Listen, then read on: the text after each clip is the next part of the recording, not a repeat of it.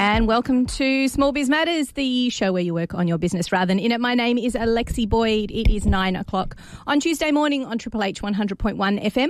Welcome to the studio and welcome to another great show where we're going to be doing lots of small business education.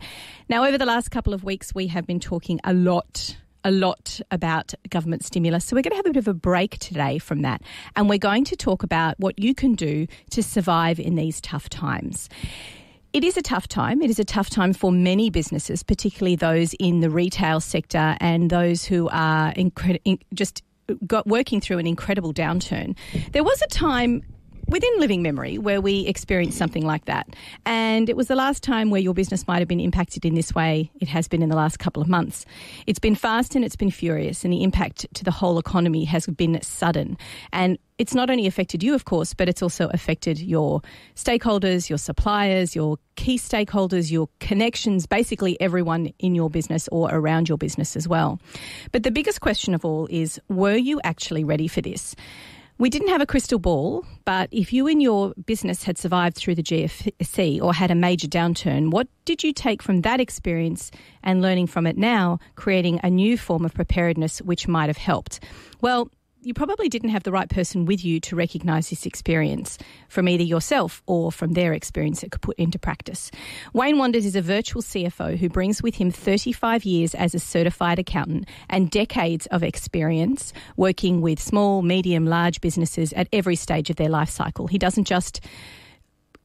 actually gets in there and rolls up his sleeves and works alongside the business to understand how their businesses get back in control. He's joining us like everybody is at the moment on Zoom. Welcome so much to the program, Wayne. Morning, Alexa. Can you hear me now? There we go. Okay, I'm actually hearing you now. But what I'm going to do is I'm actually going to go to a break because I'm not hearing you through the speakers. So guess what, everyone? We've got some technical difficulties here on Triple H 100.1 FM. I'm going to go to a song and then I'm going to come back and we're going to have an interview with Wayne Wanders. We'll be right back after this. Now, Wayne, before we were rudely interrupted by a dodgy cable, we were about to talk about your experience with working with businesses in pretty disastrous situations. Why can we compare what's happening now with what occurred in the GFC and have those takeaways happen? Well, I think the key message is that while the GFC wasn't technically a recession in Australia, it impacted significantly a lot of businesses, and it happened very quickly for them. And there's a lot of things that businesses did right in that period, and there's a lot of things that businesses did wrong in that period. And we can sit back and have a look at what businesses did wrong and not repeat the mistakes, and use that to actually learn from it and go through it. Is it possible? Sorry, go on. I was going to say, but that was because it's so long time ago. There's not a huge number of people who actually remember or experience those circumstances. So they didn't get that experience. That's exactly right. And I was going to say, obviously, we can talk generically about business education and we can talk in general about, businesses and what they experience. Are the takeaways from that situation, the GFC and the crash, are they still relevant today, given the amount of time that's passed and the differences in technology? Are there some fundamentals that we can still learn from as businesses? There definitely are. And I'll give you after your start.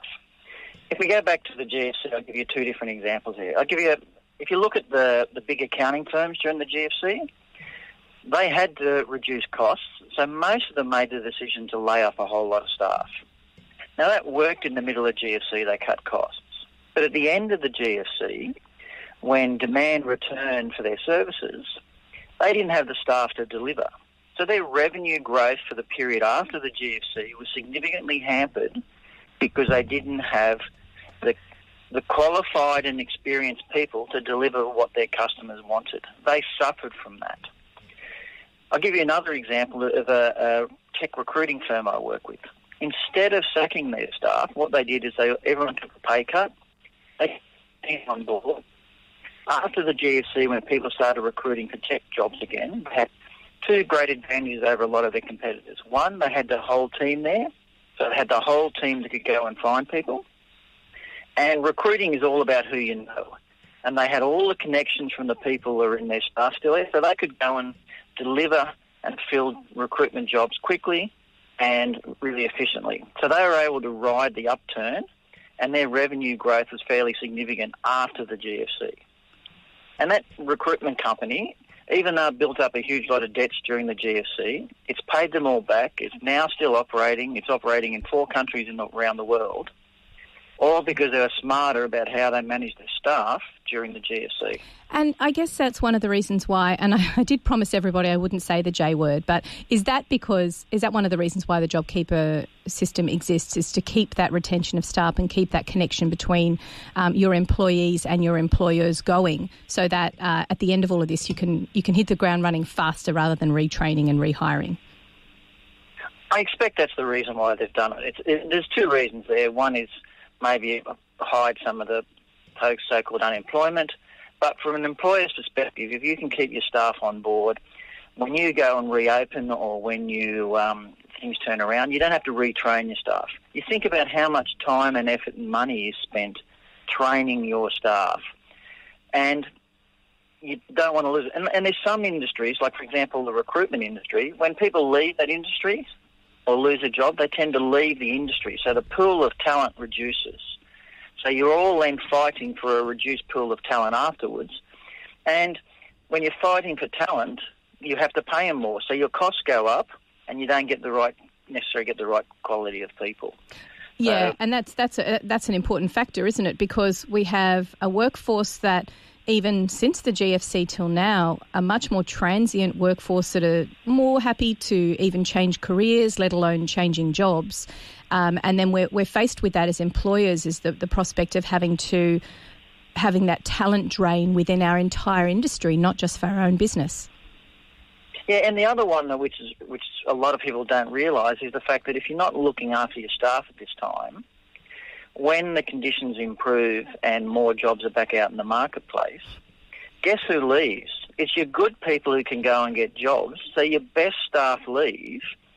So you're left with I'm not going to say your worst staff, but you're left with the second-tier staff, and you're still trying to deliver what you're delivering before. So once again, you're putting more pressure on your business, because the best staff are the ones who can get jobs somewhere else quickest and easiest. And if they weren't happy, they're going to go, and you're going to have another way of struggling. You can't, you've got to meet what your clients and customers want. And if your best staff leave, you're going to struggle. Yeah, and that's actually a really good point. So what are some of those key decisions that you should make around your staff now? Let's ignore JobKeeper. Let's ignore the employment regulations around JobKeeper for now. But just some generalised, when you're in a crisis, what are some key decisions that you can make within a crisis about staffing? Okay, well, the first one really is that you don't want to adversely impact your current customers just to save a few staff bucks. So you really need to focus on your staffing and go, okay, who in my staffing are actually supporting or serving customers and who aren't serving customers? So on your staff that are serving customers, it's not about cutting costs 20% or 15% or cutting hours willy-nilly. It's about what can you do to make those staff more effective, more efficient, to better serve your customers. For example, if you've got systems and processes, is there something in there that they're doing that they don't really need to do that doesn't add value? Rather than saying a 20% cut, okay, let's get rid of that out of the process so we can save time. Are they doing things that, there's roadblocks or processes that make it slow in the process? Try and remove them through the whole thing. Is there things that they can do that better serve your customers and add more value to your customers? So rather than necessarily cutting costs, maybe you can actually increase your revenue by delivering a different or better product through the whole process. So, and then on the non-customer facing staff, you have a different set of questions. Why do you need that staff? And if you do need that staff, is there a way you can get that work done cheaper, quicker? Maybe it's reducing their hours, converting them to part-time. Maybe it's outsourcing. And what I would say is that if I was sitting there looking at your staffing, I'd expect a higher cut in your non-customer-facing staff costs than in your customer-facing staff costs. So you're actually targeting your staff reductions to be more applicable. Because as I said, the last thing you want to do is hurt your own customers, because you need to pay you so you can pay your bills. Yeah, and we all know that wages are a major slice of those expenses. And I should say, as a precursor, this all sounds very brutal in the current climate that we're in, because a lot of small businesses care deeply and care a lot about their staff. And what we're doing is we're ignoring all that for now and just taking a really hard look, using this opportunity, I guess, in the downturn and when everyone's having a little bit of experiencing a bit of quiet time, is an opportunity to really look at those processes and procedures and see which staff members, not necessarily the staff themselves, but actually the positions and how they add value to your business long term. So we are taking a bit of a brutal look here on Small Biz Matters. If you've just joined us, you're listening to Wayne Wonders, who is the Real CFO, a huge amount of experience across a great number of sectors and sizes of businesses. And he's sharing with us some top tips on what to do during a crisis, which I think about 99% of us in small business land are in at the moment across the world. Wayne, let's talk about, I want to talk to you about decisions around expenses. Now, this may seem a little bit obvious because we can look at our P&L, we can look at ways that we can strip out some of those expenses right now, and I imagine a lot of us are doing that. But what are some of those key rules around expenses and slicing those back? Okay, once again, we go back to the key rule that you don't want to adversely impact your customers. So you've got to look at your expenses about what you're spending for it, and you don't want to really adversely impact your staff.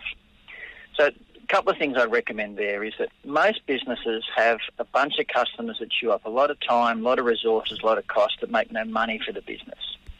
So the first thing you should really do is understand who is contributing the most to your profit and who is contributing the least to your profit. One way to save costs may be those customers who are chewing up a bunch of resources, paying 100% for them. You either increase the prices to those customers or you reduce the service to those customers. So, but for your top profit contributors, I wouldn't do the same. I'd be saying maybe you actually retarget some resources to serve them so that they stay with you through the process. That's the first rule, is look after the people who are making money for you. Then whatever's left, you need to go through and say, okay, do I need it? But you need to be fair and realistic here. Like saving $20 for pizza night on Friday night for the staff. Well, obviously we can't have pizza night at the moment because very few people are actually at the office.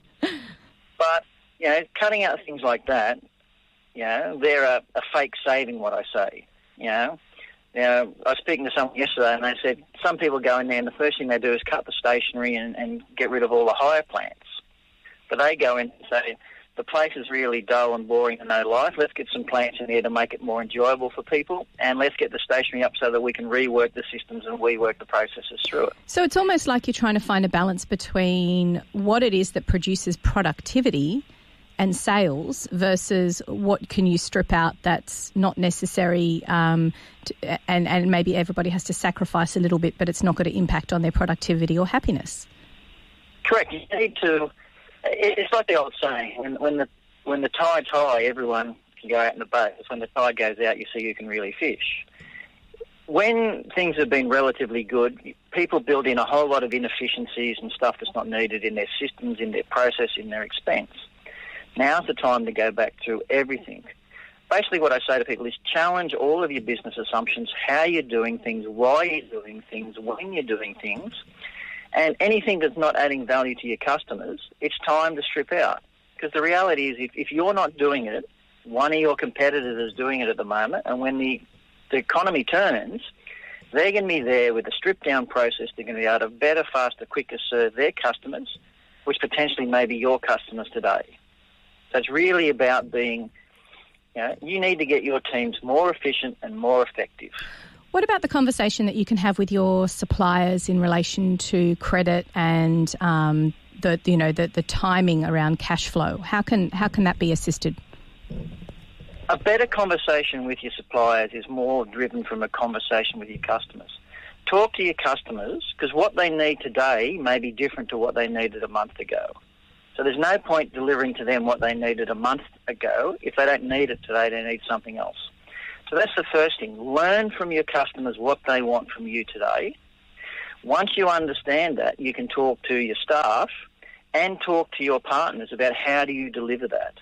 And then you may need to get your partners to deliver you something differently. And then at the same time, You talk about payment terms, what we're doing, where they're at. Can they deliver to you? There's no point promising to a customer if you can't deliver, if your partners can't help you deliver.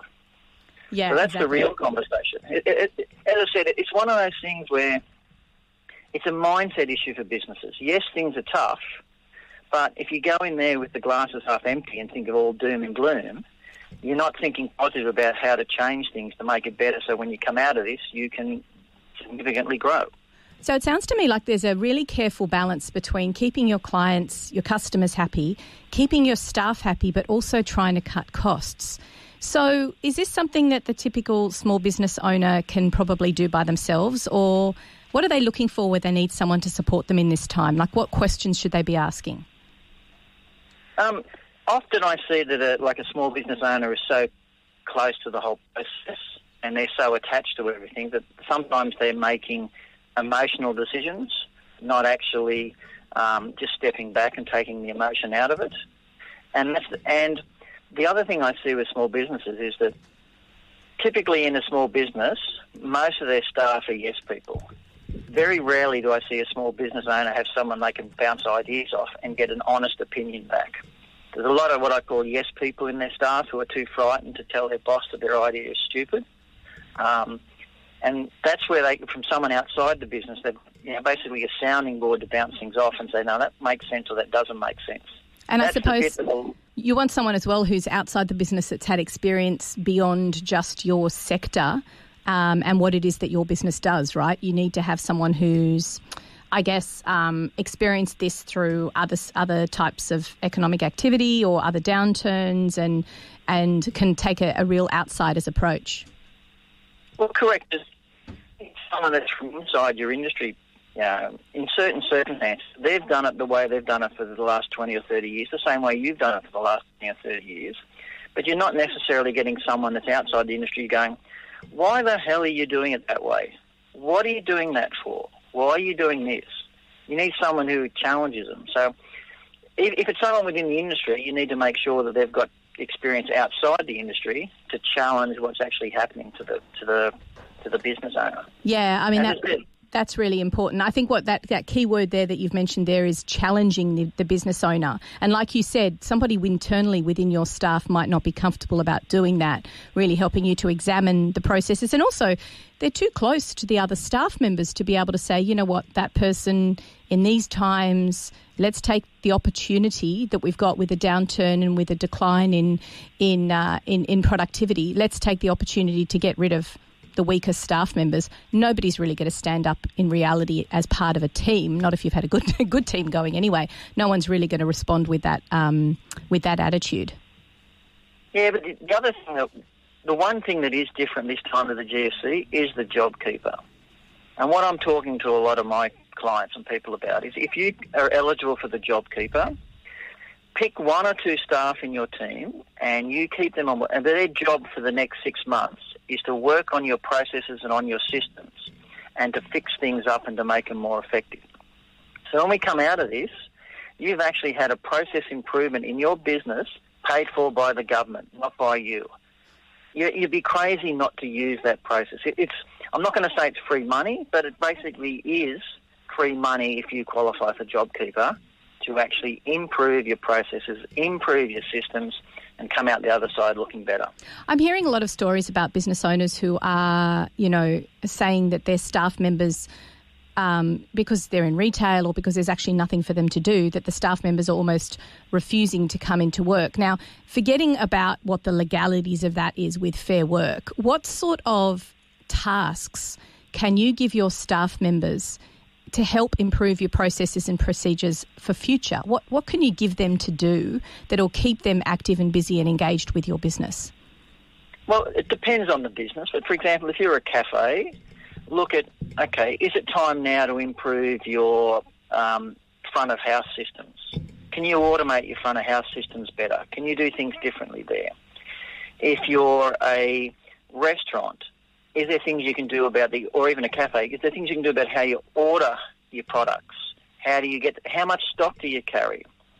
Have a look at your menus. Maybe it's time now to go, I don't need a 30-page menu. Let's, for the next 6 months when we relaunch, we're just going to focus on 10 items or something like that.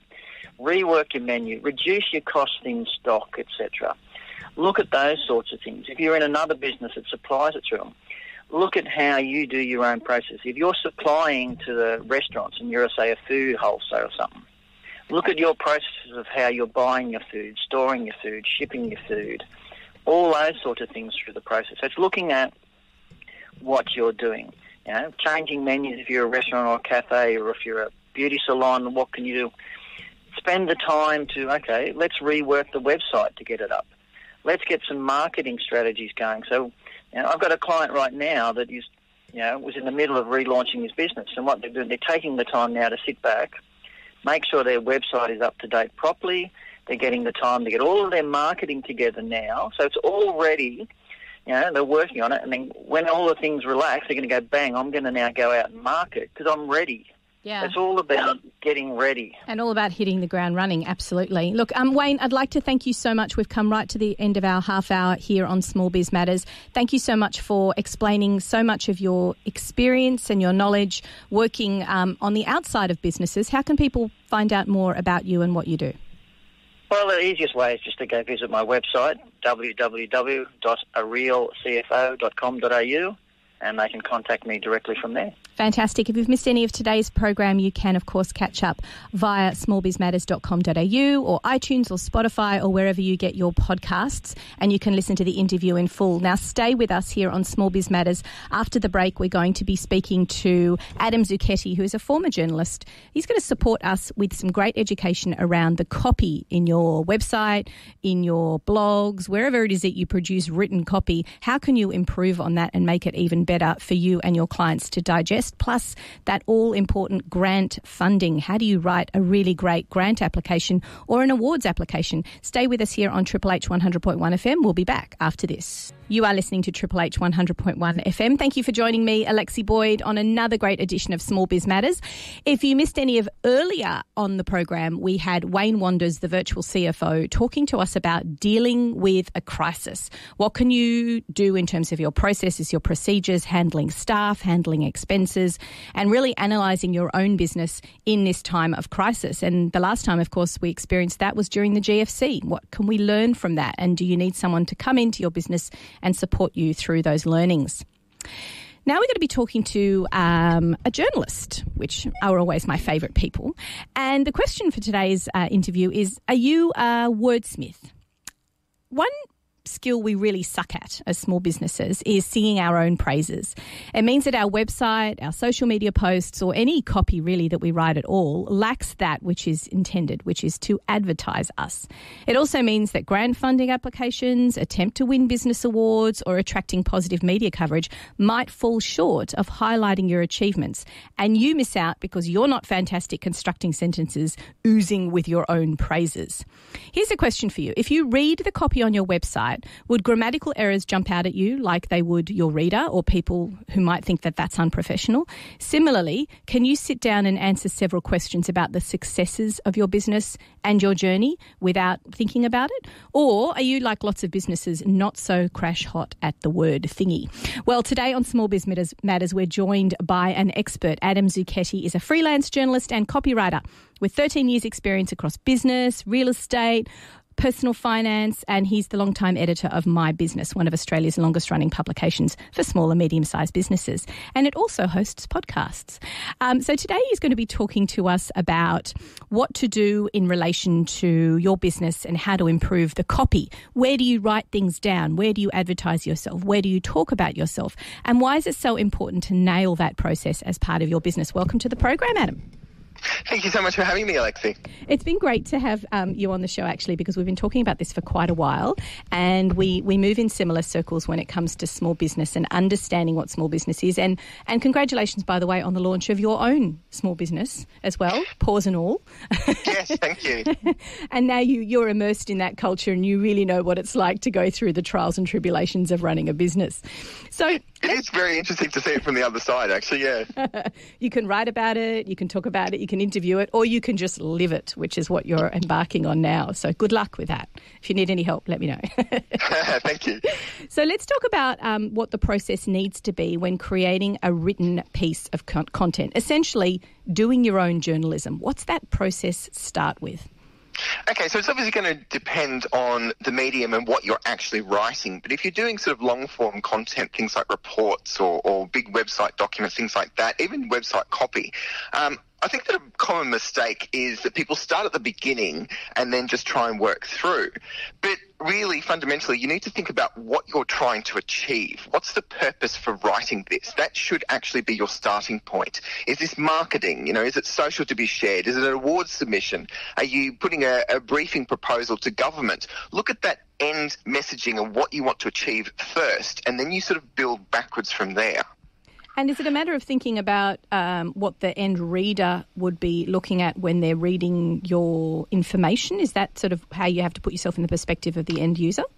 Yes, exactly. So if you're putting out a social post and the aim is you want to drive clicks to your website, you've got to think about how you're going to do that, how that reader taking this message is then going to go, oh, yes, actually, I do want to click through.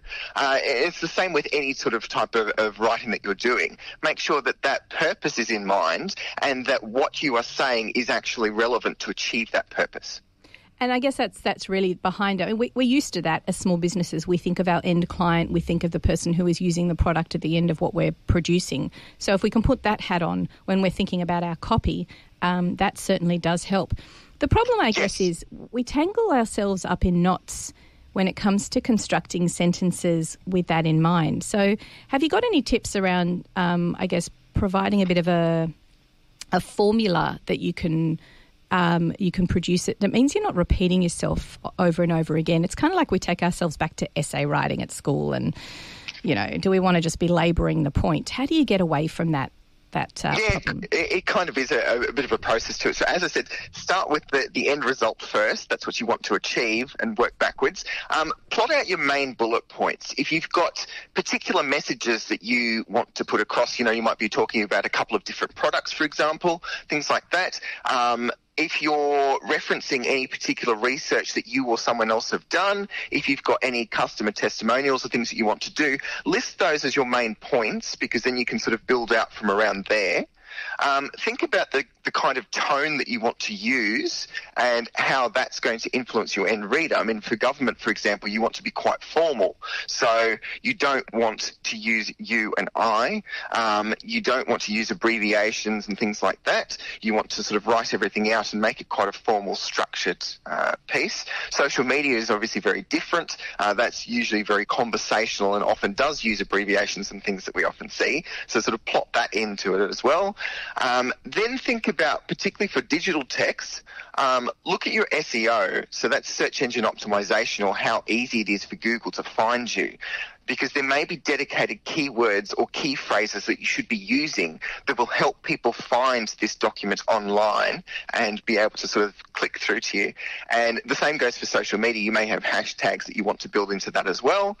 And also, I suppose, be flexible. So don't have it rigidly structured that there's no room to move. If you're sort of doing interviews with customers that you want to put things into, or you're doing a bit of research yourself to sort of build it out, leave a little bit of space, a little bit of flexibility that you can sort of adapt your messaging, and then write your heading and especially your opening paragraph last once you've got everything else built around it, because that's the draw card. That's what's going to get people to continue reading, and you can craft that from a much better knowledge space if you've done everything else first.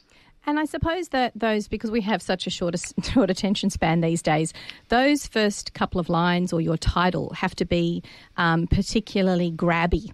So do you do that at the beginning of this process, or is this one of those things that you wait until you've written it and then you come up with a catchy title at the end? So I always start with a draft title because it gives me a bit of direction as to what I'm doing, but it's never fixed in stone. So you come back to it. Once you've written everything else, you come back to that and go, well, actually, it's changed direction a bit. I think it's more about this or whatever that is, or you've done your key phrase analysis and things like that, and you've got a particular key phrase that you need to include in that heading to make it findable for Google, those kind of things. So you can finalise the heading later, but if you've got a bit of a working title, it can just help guide you through the process. And I suppose the other golden thing about spending all this time writing this content is, do you think about ways that you can deliver it on different platforms? So if you are doing a blog post, for example, that's particularly long for your website, can you then think about ways that you can convert that into smaller social media grabs, or maybe later on use it as part of an application process? Do you have to be thinking about that as you write? I don't know that you have to, because once you've produced a document, a piece of writing, you can then reuse it. But definitely there is so much that can be reused, and you can get social media posts, little quick grabs out of a longer document. Something that comes to particularly grant writing and award submissions, they can actually be really good for sort of adapting and updating your business plan. There'll be things that you'll uncover, risk mitigation, those kind of things, and marketing opportunities, all sorts of different things that you can then build in. So you sort of look back at the document that you've created and you go, okay, how can I use that? Where can I use that? Where is that going to be relevant for both me, for my customers, for my suppliers, basically anyone and everyone that's associated with the business? And I never thought of that, really. I never thought about the fact that you are spending all this time writing what can be a little bit of an onerous or arduous application process. How can you then use that for other purposes? I quite like that idea. I like the idea of thinking about the grant writing in other ways as well. Now, let's talk about your role as a journalist. And one way that small businesses interact with journalists is by looking for PR, which I think we're becoming more and more familiar with as an important part of our advertising and marketing strategy as small business owners.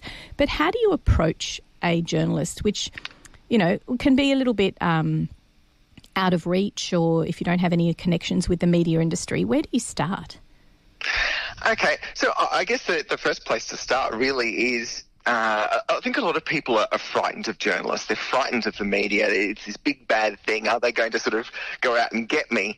But fundamentally, a journalist is just a person like you. We're not the devil out to get you. Human beings. We are. We definitely are human beings. And, we get bored. We get excited. We get interested. We get frustrated just like anybody else. So if you appeal to those human elements, those human emotions, you really can make a good connection, and we can actually end up becoming a customer of yours. If you treat us with the same level of honesty, of friendliness, of integrity that you show to your customers, we can then become a new customer of yours, and we can actually become, I suppose, an advocate for your business if we've really been impressed by you, and that's a powerful ally to have on your side. So I guess that's the first point, is treat us like human beings. I would then say really target the media that you are pitching to, that you're going for.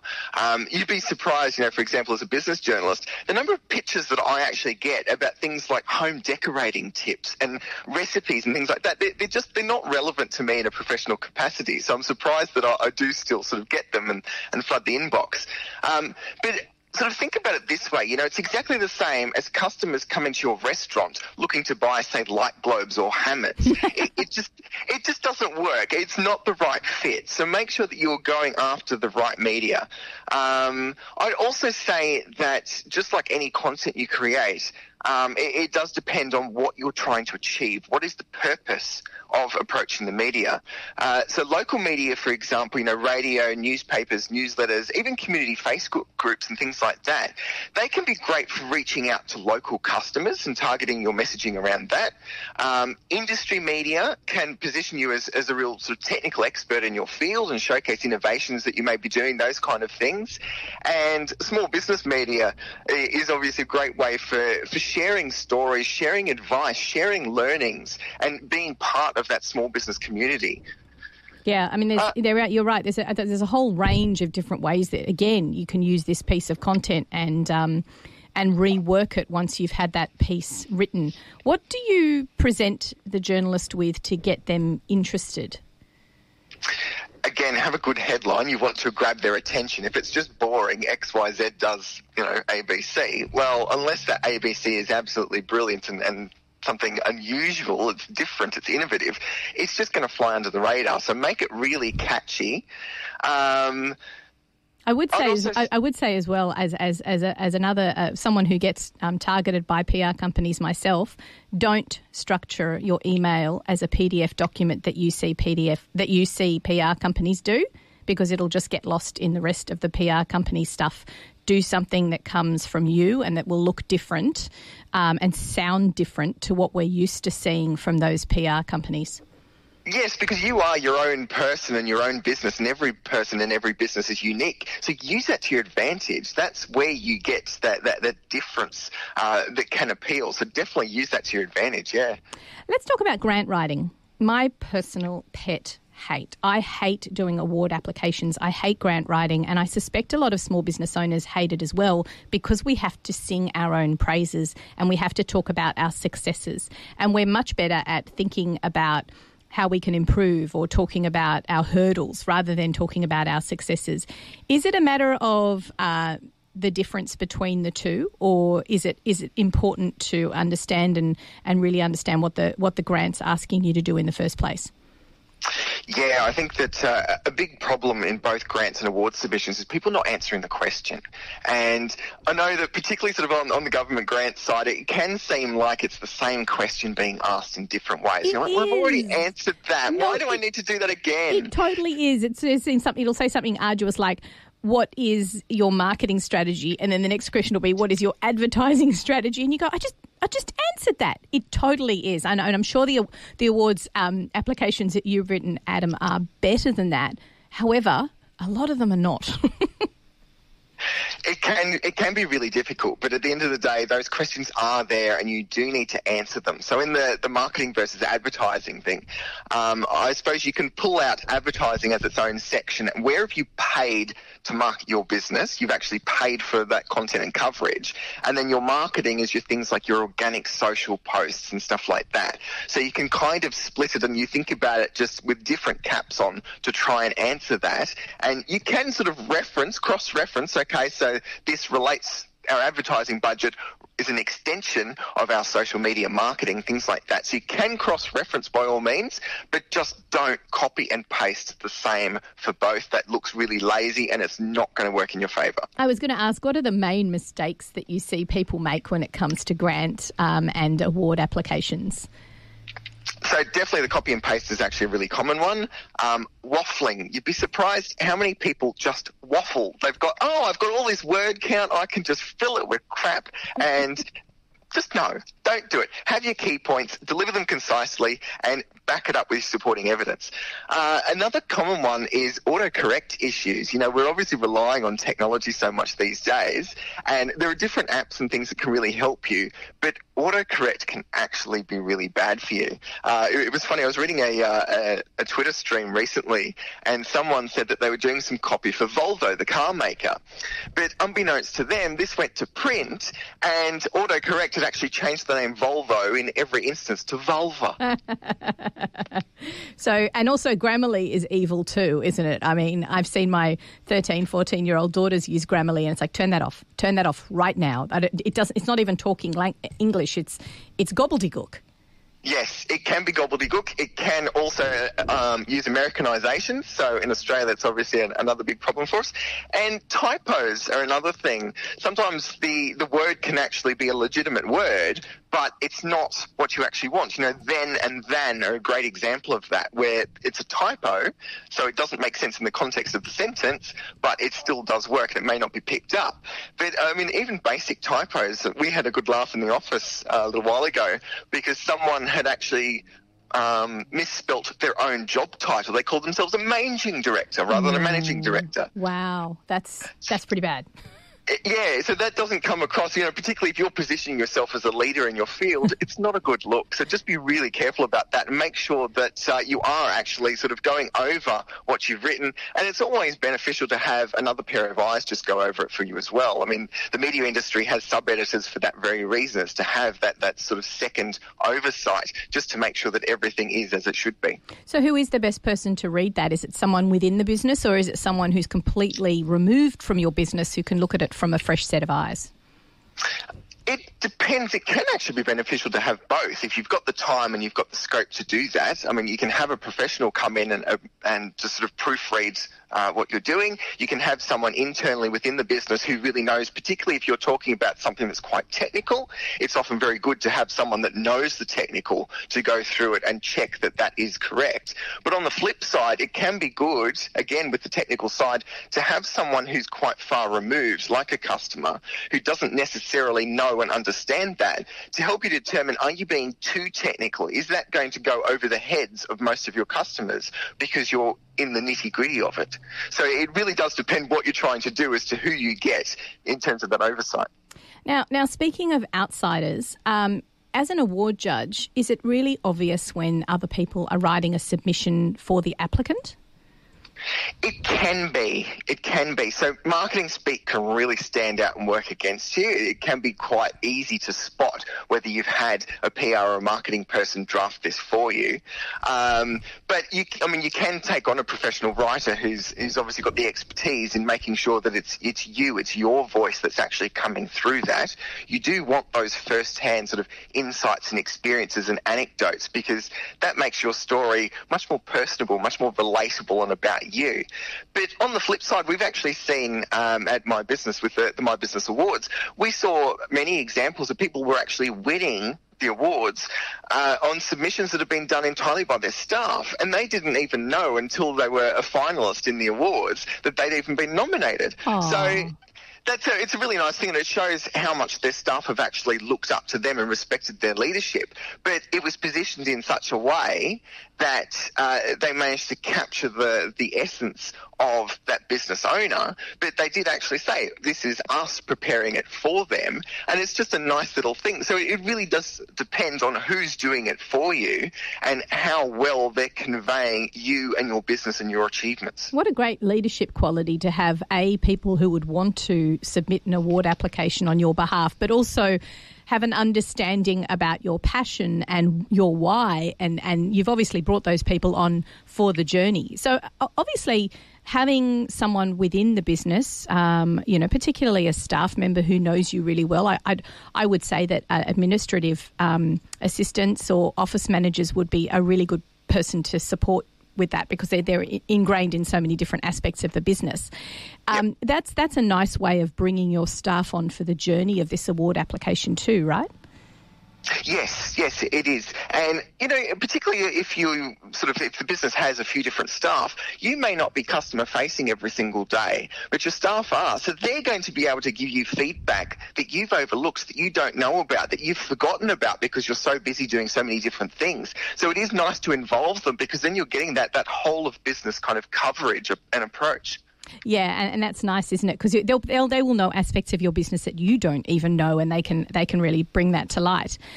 I want to ask you about that disconnect between what you think you're writing and what the reader is reading. Now, this is important for any type of copy, and you've mentioned that getting other people to read what you've written is good and helpful to get an outsider's perspective.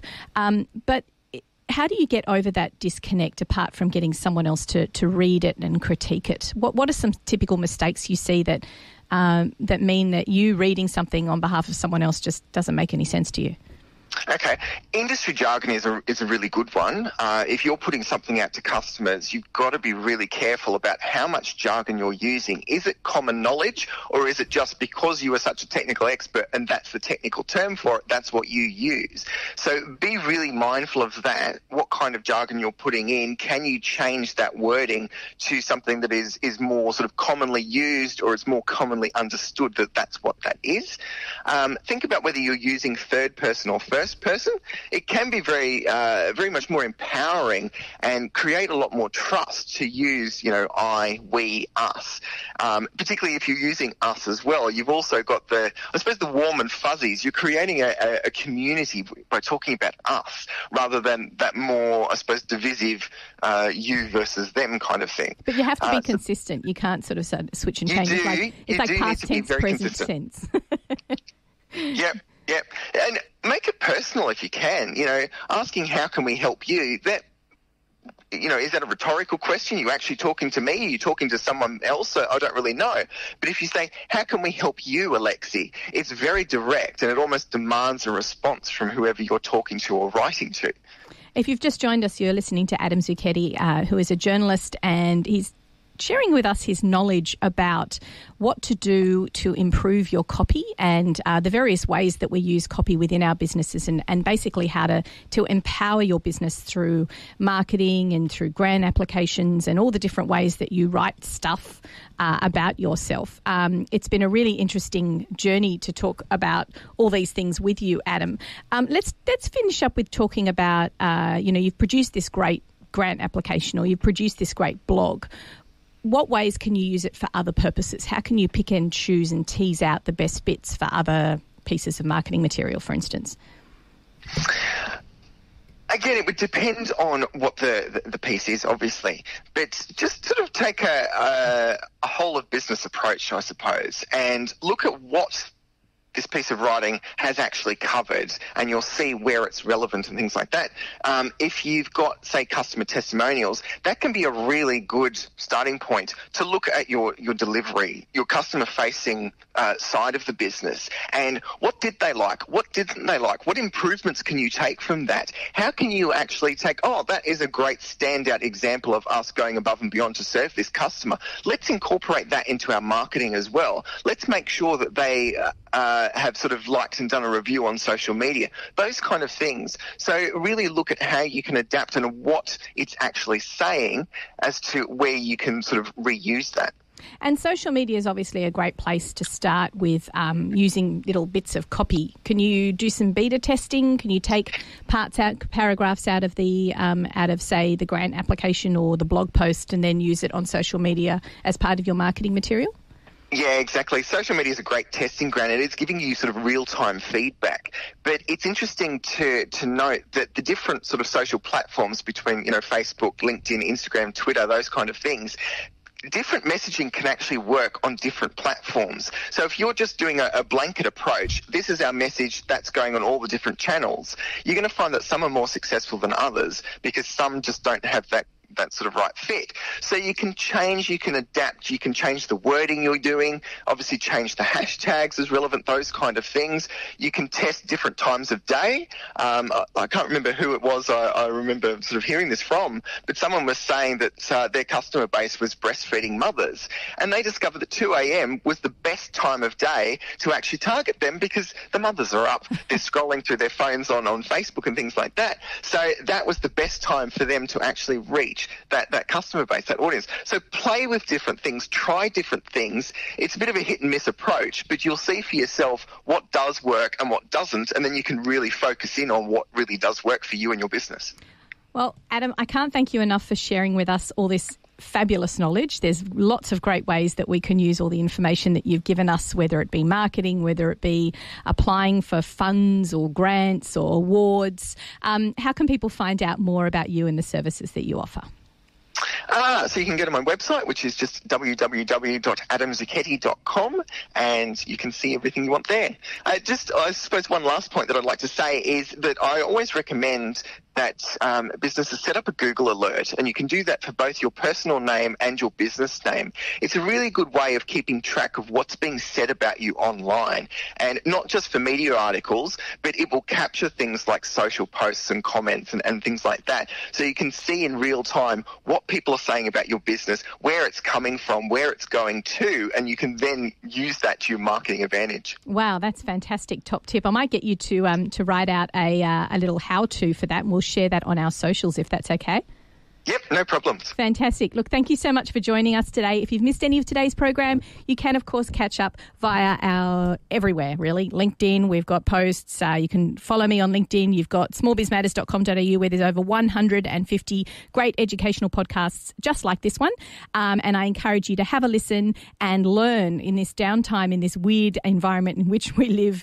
Now's a good time to be looking at the back end of your business and educating yourself and improving all these different aspects of your business. You've been listening to Triple H 100.1 FM, Alexi Boyd with Small Biz Matters.